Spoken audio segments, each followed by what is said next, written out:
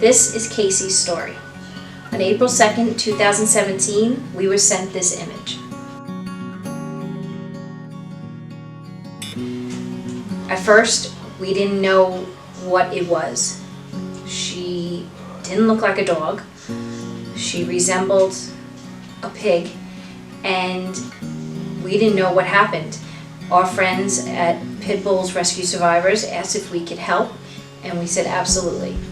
They set out to go and rescue her and find her, and we set out to make sure that she got the medical attention and help that she needed.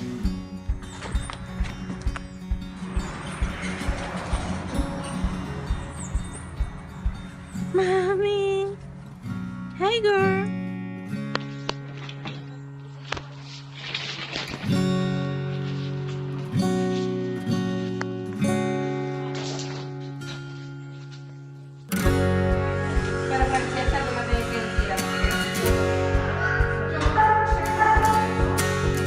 We will never know what actually happened to Casey, how she got this bad, how she sustained her wounds, what really happened.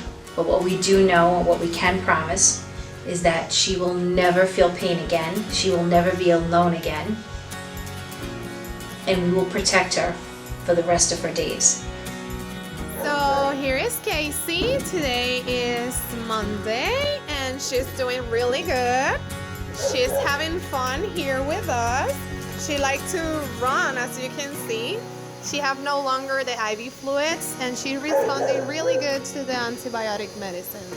As you can see, here is the necrotic tissue coming out. This is falling from her skin, this tissue. And it's healing really, really good. Huh? Say hi, everyone! New York Bully Crew promises to find her the most perfect forever home. We owe that to all of you that have supported, contributed, donated, prayed for, sent well wishes, and have loved Casey through this all.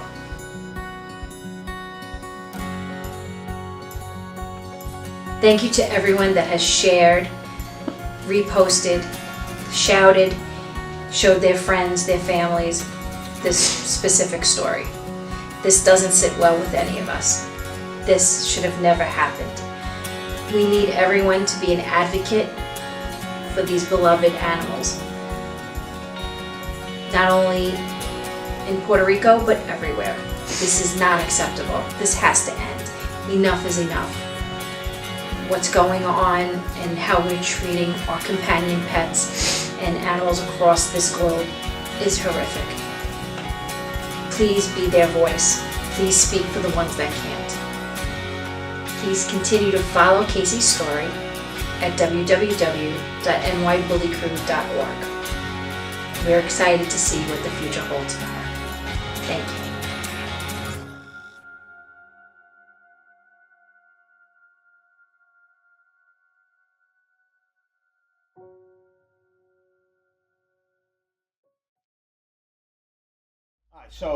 So we're known as the rescue group that takes dogs no one wants, and the reason I do that is because no one else will take them. So we take them, and we pride ourselves on not saying no to any dog. And I don't mean any dog because obviously we can't take every dog out there. But what I mean by not saying no to any dog is we won't say no to a dog because it's dog aggressive.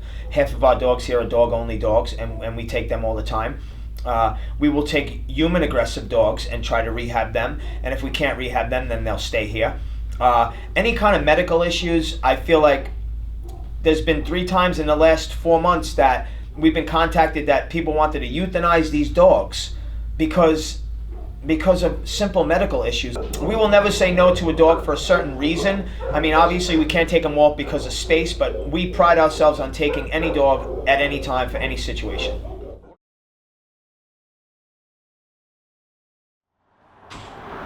Alright, so I just took the 2 Brookhaven dogs out. Definitely an interesting pair, I'll tell you that, because the mother seems to be the one that gets a little upset about everything that goes on, but she doesn't do anything about it, and I think that she's going to be okay with like being with other dogs. However, the male he gets so frustrated that he will redirect. He will lash out at any dog. He will lash out at you. He'll lash out at anything that's around him. Whether it be the leash, whether it be his mother, whether it be me, whether it be the person that's holding the leash, or somebody in his vicinity, whatever he can do. My biggest issue is, at this point, he's not safe to be placed anywhere, simply based upon the fact that he will execute on a bite. And if he will execute on a bite, he's not safe to be in the public eye.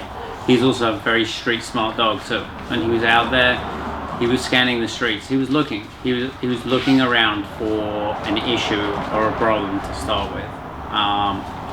So rehabilitation is on the cards for this dog. We'll rehabilitate him, get him to where he needs to be, and then be looking for a home for him. But I don't doubt that he can't be rehabilitated. He seems young, and it seems very stress related.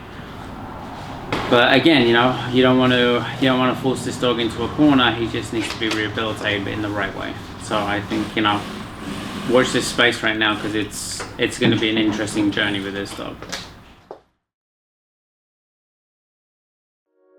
I'm here with Linda and Cotton, and both of these beautiful little girls were rescued in Puerto Rico. They both have some very interesting backstories.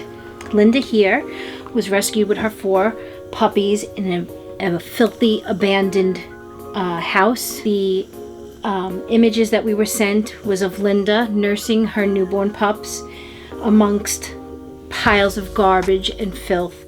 I'm sure they were eating the garbage just to fill their bellies. They were rescued. Linda was suffering from sarcoptic mange, Demodex mange. She was pretty ill. She's recovering nicely. Her fur is starting to grow back. She's absolutely wonderful.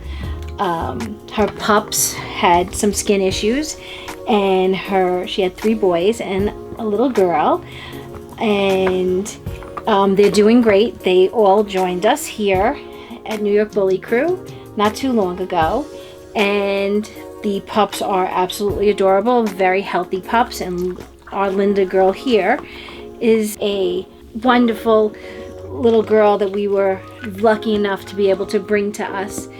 She would make a great addition to anyone's home. She and little Cotton here have become best friends, so these two are besties. And our Cotton, she was someone's dog who accidentally was hit by a car. She had a back injury which made one of her legs paralyzed, and because the family didn't have enough money for surgery at the time, they were told that she should be put down. Because of the love for their dog, they reached out, and we were able to help and get Cotton here.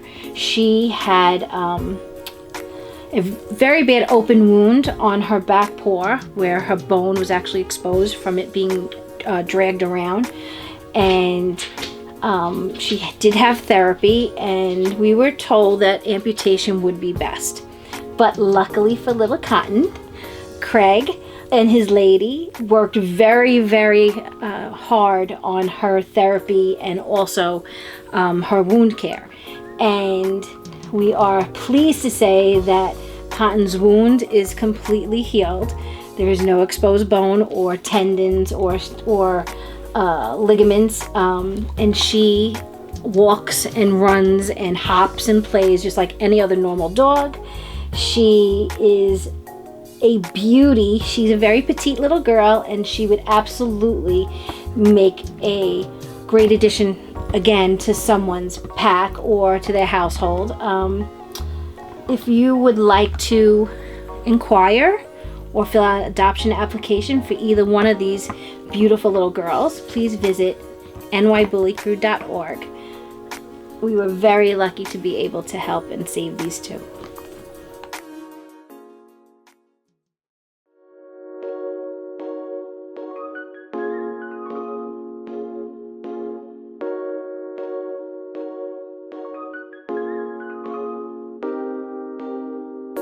All right, so this is Zoe. We rescued her 3 years ago. This is her mom, Pat, and she's been in with her for 3 years. And as you can see, she hasn't missed a meal in 3 years. She was rescued from death row upstate, and we took her in, and Pat adopted her. And as you can see, she's doing awesome, right? Yeah, you like that, right?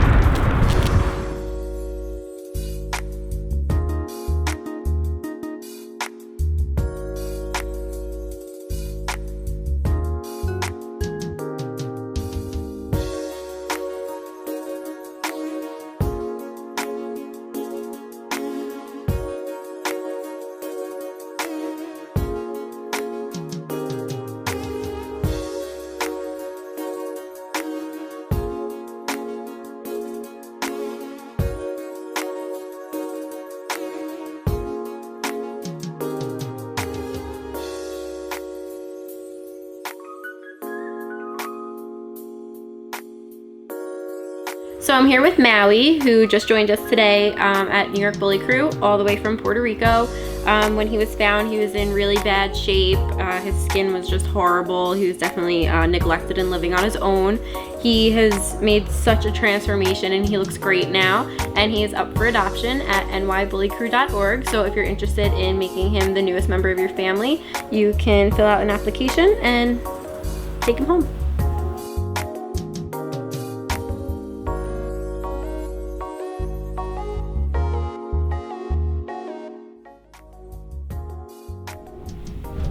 We save pit bulls because they're the most misunderstood dogs.